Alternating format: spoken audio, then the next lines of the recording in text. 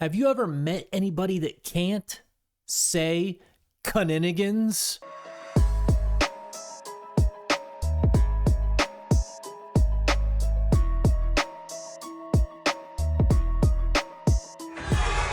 What's up, everybody? Welcome back to the show. I am Steven M. On your screen again. Thanks for stopping in. And we got a show today that's so alarming, they might shut the grid down immediately just so you can't share this video. We have, what do we got on the list? We have time travelers. We have proof of the mud flood that caused the Great Reset. Not the mud flood that happened when you got diarrhea and sharted in your Scooby-Doo underoos. The Great Mud Flood that reset the Tartarian era, not the Shartarian era. We have reason to start preparing for the digital apocalypse.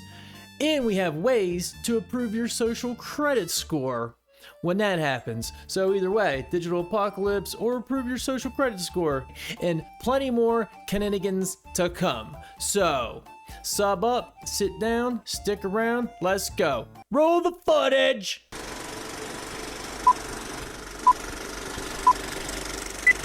I have just discovered the word that, if spoken, would expose all of the shapeshifter lizard people that live among us. And that word is Kuninigan. I don't think it's a real word, but if a person says it and they cannot pronounce it, it means they're a lizard shapeshifter person, because they can't pronounce the word right. They kind of growl when they say it, and that exposes them. I'm a real person. I'll say right now, Kuninigan. I said it perfectly. I am not a shapeshifter alien. Oof. Back in the day when children would go missing in these small towns, people would go around to everyone in the town and make them say this word to figure out if they are the shapeshifter person who stole their kid and brought them underground. Now I have a video to show you of this guy catching one of these lizard people on a live stream. Pronounce it properly. Alright. Kuninigan. Yeah. Say it again. Go ahead. I'll say it again, right? Kuninigan. Oh my God!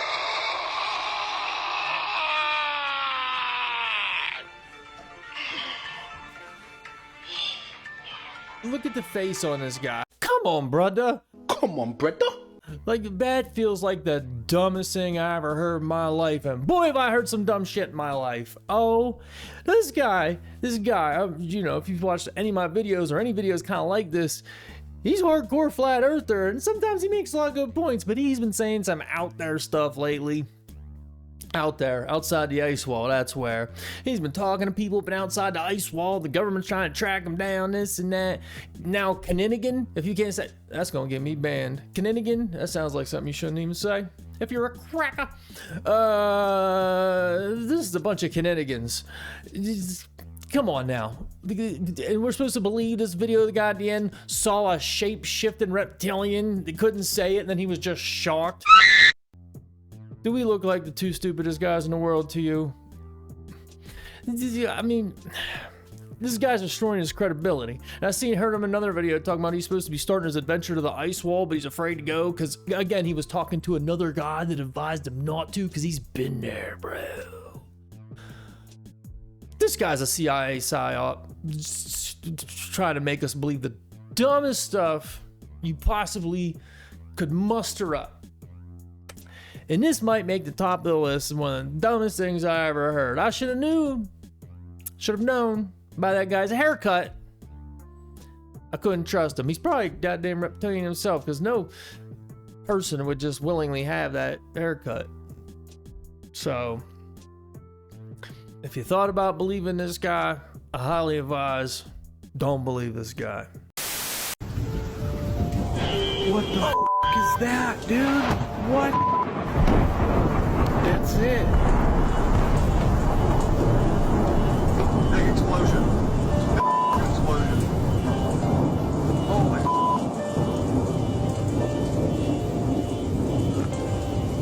See, now if you look at that, they're saying, I believe this is the one that started they're saying started these Texas wildfires, which is Crazy. These Texas wildfires took out so many cattle.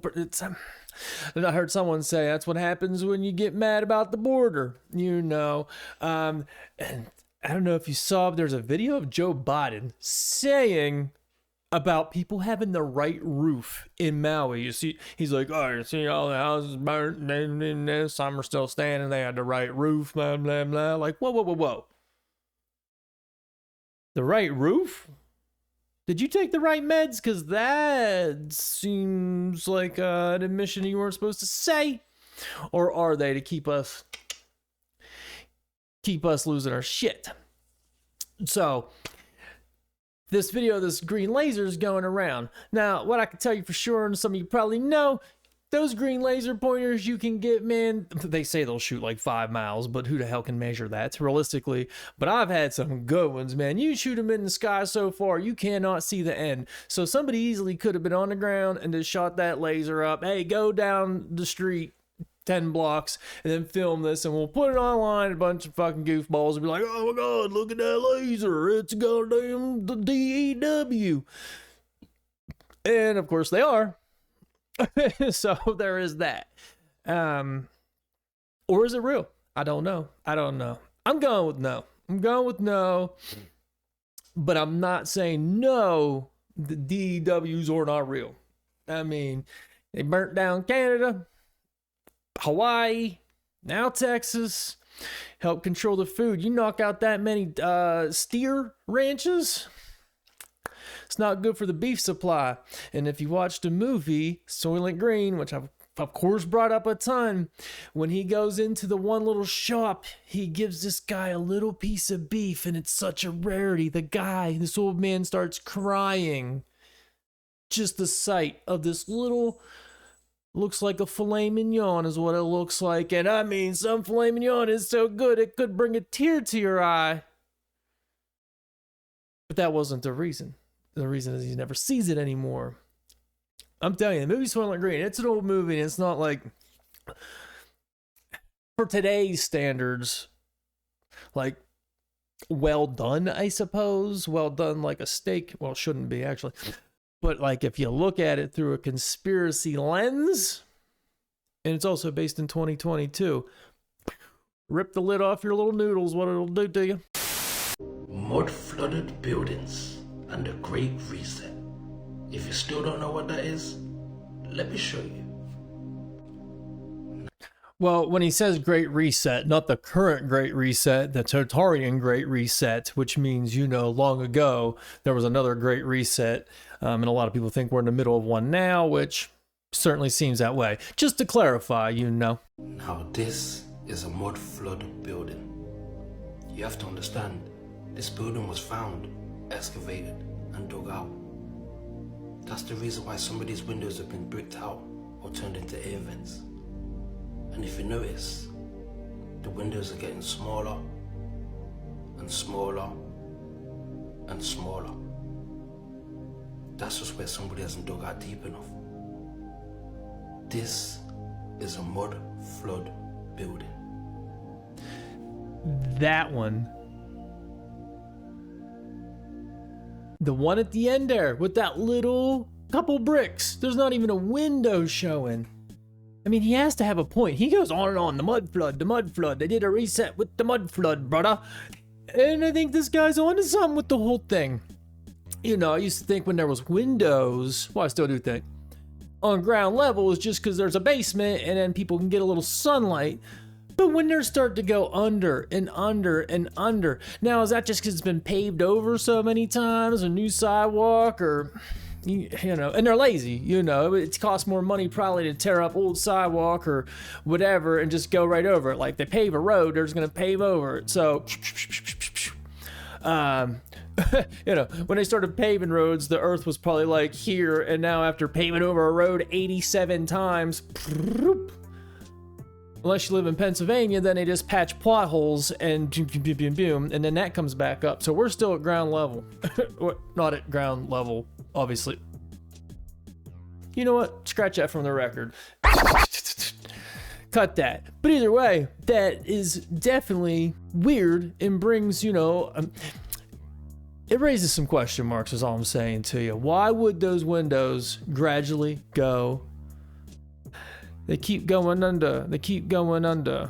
It's like a jungle sometimes, how these windows keep going under. If. In 1859, Oh, hold up. So this guy is kind of boring. This is absolutely done with AI, so it's not even a real person. But one, I've never heard of this, and it seems so significant that I don't know how everybody wouldn't have heard of this. And boy, the way it pertains to what's going on right now in the world is a little scary. We'll discuss in a moment. In 1859, the night turned into day as the Earth was hit by the most intense solar storm on record, the Carrington event. This celestial spectacle brought telegraph systems, the communication backbone of the time, to a chaotic halt, shocking operators and sending messages into the void. Amid confusion, scientists like Richard Carrington raced to uncover the link between solar flares and geomagnetic storms, paving the way for modern space weather science. With such a storm to strike in our era, the backbone of our digital society could face unprecedented disruption. Learning from the past, today's experts are diligently working to ensure our world remains connected and protected against the whims of solar activity. The Carrington event, a reminder of our vulnerability and a testament to human resilience, inspiring us to prepare for the cosmic unknown. That is so freaky. That is so freaky. One, it's done with AI. And the channel seems like, well, all done with AI. Is that predictive programming done by the powers that be? Because right now it's all geostorms are going to take out the grid and do this and do that. Is it just fear-mongering? Is it just fear-mongering, or is it just predictive programming? Get ready, because the election's coming and we're going to go and take that grid out. They took Facebook down the other day, which I don't give two shits about personally, but that'll freak a lot of people out.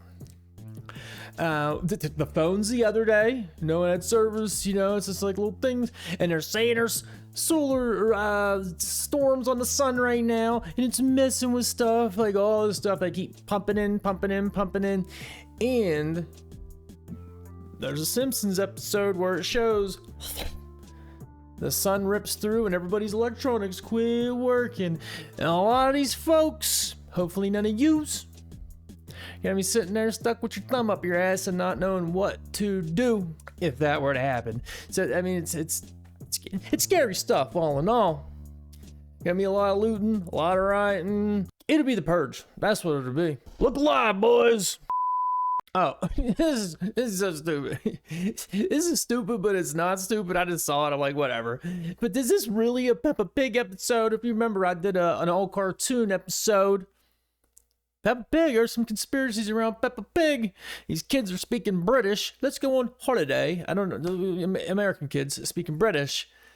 But Daddy left Mummy Pig because he had a new lover. That's a real Peppa Pig episode. Mamas, don't let your daddies grow up to be players.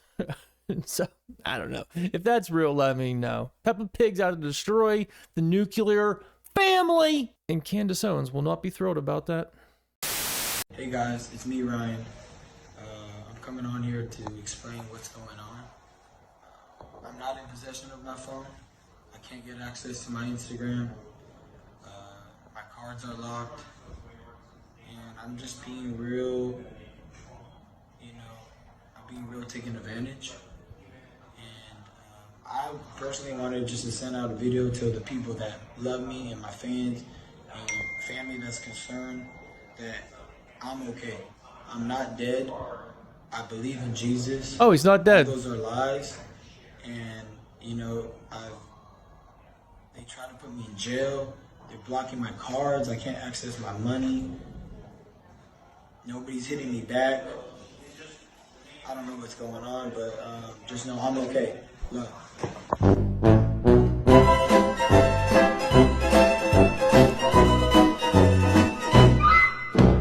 So I'm sure you caught that little gematria thing at the end there. So, people think everything's rigged in the world. that's what they're alluding to him. His name, whatever, calculates to 33. So this is all a pre-planned event. I didn't even know who this guy was until the other day. I think I heard his name or whatever, but like, I don't really pay attention to boxing. Nothing against it. Nothing against it. I just don't.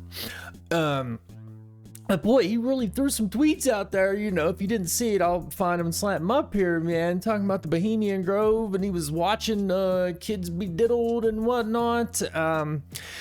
If he's really coming out and saying that and that really happened, well, that's not gonna last too long. They're gonna Kanye West him, or is it all a pre-planned, rigged? Like, well, I can't imagine what the purpose of such a thing would be, but hey, smarter than people than me pulling the puppet strings. I don't know if they're smarter than them, but they have a different agenda, so I don't really know what they'd be trying to accomplish with such a thing, I'd say. But it's goofy that happened. Like, what's this guy's deal? I don't know. You tell me what you think, and if you're him and you're watching this, you tell me. Also, I'm glad that you let us know that you're not dead by saying I'm not dead in the video. Maybe that's AI and he really is.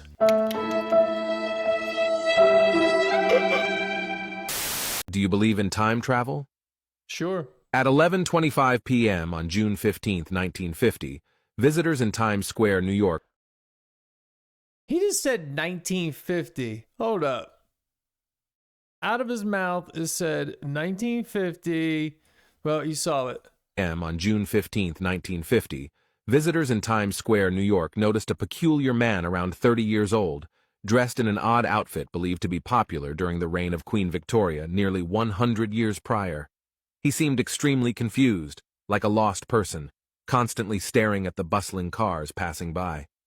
Suddenly, a large car rushed towards him, causing his immediate death.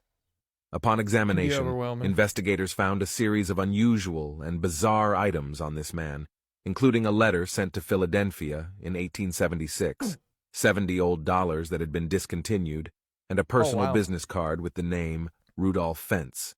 The most puzzling thing was that all these items were very new and showed no signs of decay, even though they were at least 80 years old. After searching through missing persons records, the police finally found the daughter of Rudolph Fentz, who was then 80 years old. She recounted that in 1876, her father, then only 29 years old, mysteriously disappeared while on his way to mail a letter. Afterwards, all investigators were stunned into silence upon learning that every description from age and appearance to clothing of her father completely matched with that peculiar man. Okay, well, where's all the stuff? They had all that stuff. Where I feel like I've heard about that story before. But even in this scenario here that they're giving us, which was 1950, I assume, and not 1550, where's his stuff? Well, what happened to him then? What did they do to him? We're like, hey, how'd you get this old money? Or where you coming from, bub? Where you headed, chief? You're like something. Is his stuff not in a museum? The things he had on his persons? And hell, if he was 30 in 1950, he's definitely dead now, but where'd he go? They just throw this shit out there in the wind. Like, can you tell us a little bit more, please? I mean, he's kind of like the guy from, what was it, from Tartaria or whatever? Not Tartaria. You know the guy that showed up in the airport and he had a passport from a place that didn't exist on the map and had all his stuff. And then they put him in a hotel room and he just disappeared. And I forget what it says right now, the passport, but they say that is a plot of land outside the ice wall. So maybe he got lost, and they probably do have some kind of teleportation, or maybe they're just cruising around in UFOs that are way above our intellect as inner Earth folks. I don't know. Tell me what you think. Does anybody know about this guy? Tell me if you know about this guy. Now this is a real freaky story. A singer from the 70s named Jim Sullivan, who had songs about UFOs and missing people, disappeared without a sight in 1975. And the story or the case of him going missing is really well documented. So this guy, Jim Sullivan, was really starting to get a following as a singer. And in 1975, he left LA and headed for Nashville. On March 4th, 1975, he got pulled over in Santa Rosa, New Mexico for suspicion of driving under the influence, but he passed the sobriety test and then checked into a hotel. People there saw him. They saw him get a bottle of whiskey, get something to eat, and then he left town in his car. He hit the road. Except his car was found later abandoned near a town called Porta de Luna with his guitar inside, his money inside, his wallet, his ID, but no Jim, no Jim. And in the almost 50 years following, there's been no sign of Jim Sullivan. No body, no nothing. He just disappeared. But let's put this into perspective. This guy sang about UFOs and UFO abductions, and then he just disappeared. Was his music predictive? Did he know something inside that was eventually going to happen? Or is it all just a coincidence? Let me know what you think about this in the comments section, Booskies. Shabadoo! Yeah, let me know what you think about this in the comments, Booshki Shabadoo. Do we think Jim was the guy that showed up in Times Square 17 years prior? And then he got out of there, went out to New Mexico, started writing music about UFOs, because that's how we got to Times Square. And then he started cruising out of there, and he was cruising out, and they knew he was probably going to get a DUI because he bought that bottle of whiskey. So the UFO people, or whoever, the people from outside the ice wall, came rolling back in. They're like, you're going to get pulled over. Get in the goddamn UFO. We're getting out of here, Jim. Like, come on, I'm writing songs and stuff. No. I saw you on the cover of Playboy, or I think it was maybe in the magazine, because that was like in the background there. And they got him out of there. Back to the other side of the ice wall, where he sat upset because he couldn't reach his fame and stardom on Inner Earth. That's what I personally think happened. That's my story. I'm sticking to it. If you disagree with me, and you have a better idea or story, go ahead and let me know. Certain people will have superhuman abilities, and you may be one of them.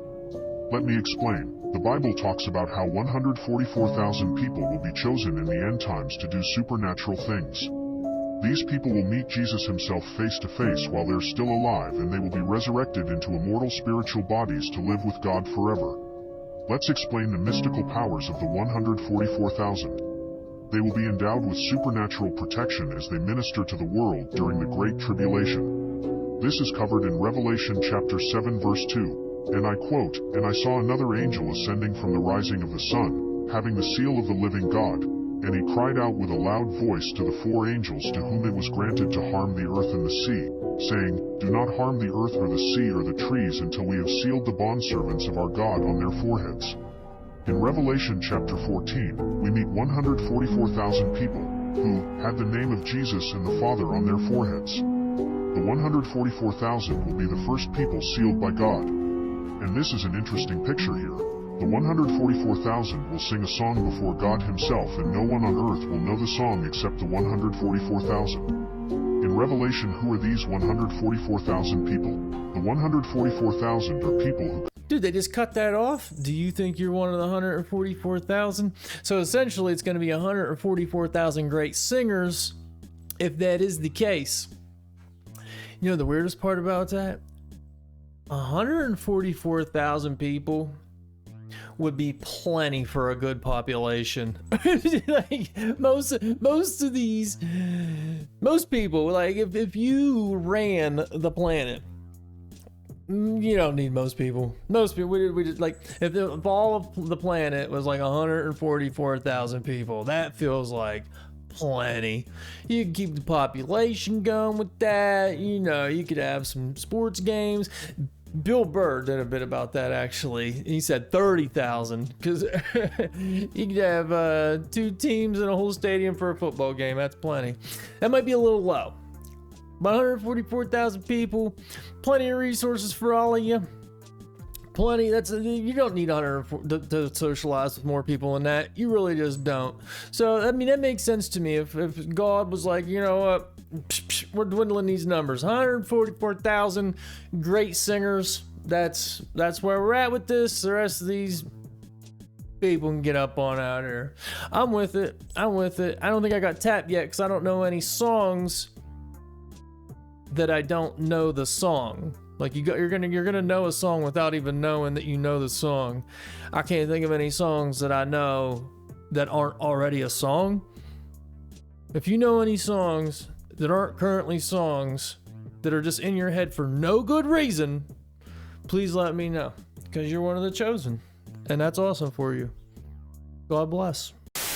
Now, the solar eclipse of 2024 this year is coupled with the passing of a comet. They both pass on the Hebrew New Year, April 8th, which is unheard of at our time. 3 heavenly signs in one day. Luke 21 and 25. And there shall be signs in the sun, and in the moon, and in the stars, and upon the earth distress of all nations, with perplexity, the sea and the waves roaring. Luke 21 and 28. And when these things begin to come to pass, then look up and lift up your heads, for redemption is near.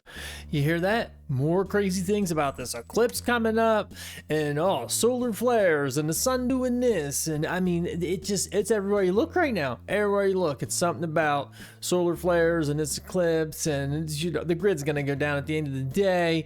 And if you're one of the 144,000 chosen people, you get to go sing for God, and it's very biblical. The whole thing, this whole thing is so freaky. I'm gonna have to dig more into it. If you know more about it than me, let me know. And if you know anything about it, you probably know more than me, because I'm just now starting to get into it. This whole thing is mind-blowing though, and not for the better.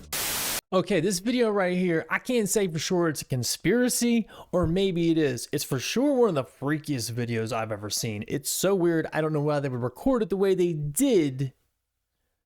And it also has some helpful advice in it. As it says, great advice. Just check this out. We'll talk about it in a second. Are you a healthy cyber citizen? 5 questions to ask yourself before you respond to other people online. First, ask yourself, does this response that you're about to make represent your highest and best self? Is it who you really are, who you really want to be? Because if not, I wouldn't post it. Second thing to ask yourself is, would you comment the same way if your response was broadcasted to everyone you know? Imagine your mother, your boss, or your partner. Do you really want them to see you that way? The next question to ask before you post is, how do you think you're benefiting by tearing other people down? If your identity is trying to be built up by tearing other people online down, you're not really building your identity up. You're only trying to push everyone else down. Instead, share your point of views in healthier ways. Fourth question to ask is it possible that you are bullying others because you're addicted to the dopamine hit? Researchers at the University of Georgia have found that one of the biggest drivers of online bullying is addiction. People are literally addicted to the dopamine hit of social media. Try to find other healthier ways to get the dopamine hit. Fifth and final question you should ask is, how would your life be different in a few years if you chose today to be a light, not a judge, a creator, not a critic? If you really don't like what some people are doing online, instead of just critiquing it, why don't you go create something better? Go get more expertise, go read more, go study more, so you can go create your own content instead of just beating everyone else's up.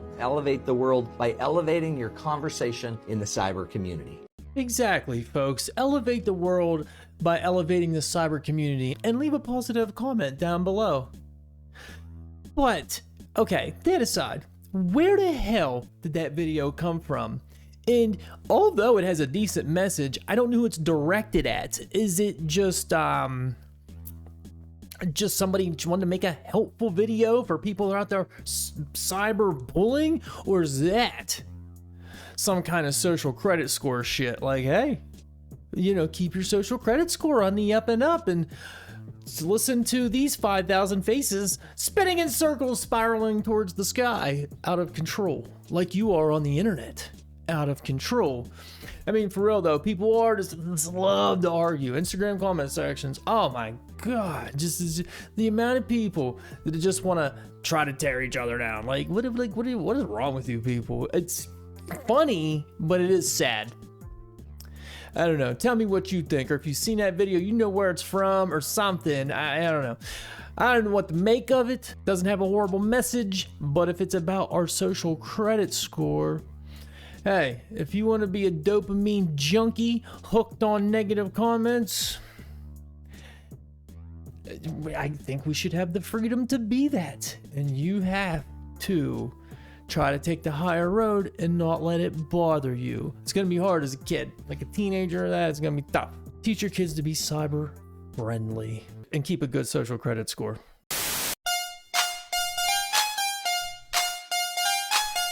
And there you go. If the grid goes down, you could still get yourself an ice skating monkey. He's no Tanya Harding, but he was pretty good. You gotta give him that. And that is an optimistic way to wrap up the video, because that is all. As usual, thank you for watching.